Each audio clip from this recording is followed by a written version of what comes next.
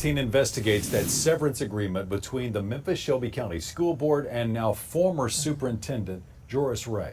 In accepting his resignation, the school board and their attorneys cite a section of Ray's employment contract.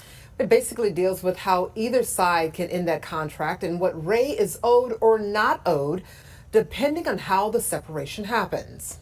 Now we have live team coverage again tonight following the money. Where is it going and where could it have gone? Fox 13 investigator Dakari Turner has been looking into Ray's contract and the severance deal. And Dakari, at 5, you talked to a lawyer who said that the board did not have to pay anything. That's what Alan Crone told you.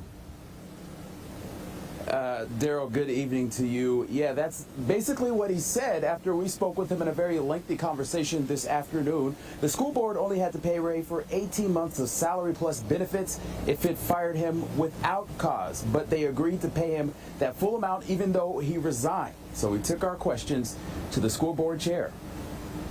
This says that if he resigns, he does not get any money. You all called it a resignation. A termination allows him to get paid. So what is the discrepancy there? I refer to it as mutually agreed to sever ties, and that is what we did. Is there anything in the contract that said the board had to pay him the amount they did? The contract doesn't provide for the payment the way it's been done. That, says well-known Memphis attorney Alan Crone, according to the language in the contract, means there was a negotiation between the parties. But the school board and its attorney have said Ray is entitled to the money pursuant to his contract. In the severance agreement, the board in no way admits any wrongdoing, and Ray in no way admits to wrongdoing as well.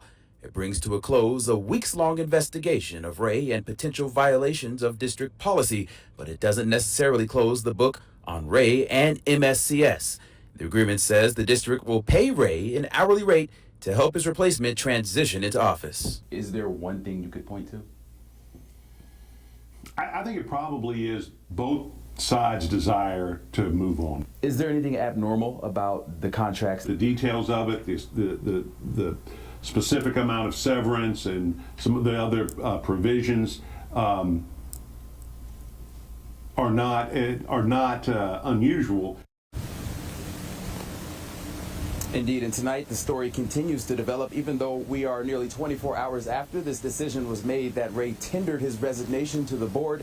We put in a request to a PR person for the school board. We've just gotten answers within the last hour of those answers for our written request to those answers. I'm going to take a look here because they're very in-depth and legal, and I don't want to make any mistakes here. We asked what specific section of his contract guaranteed Ray that payout. Board attorney Kenneth Walker pointed to Section 14D. At 5, we talked about Section 14 in our report, but again, that section guarantees the payout only if the board terminates the contract without cause, and that, of course, is not what happened here. Instead, the contract was terminated in a mutual agreement, which could have let the board negotiate more favorable terms instead of the maximum Ray could get under any circumstance. There you have it, Daryl. Back to you.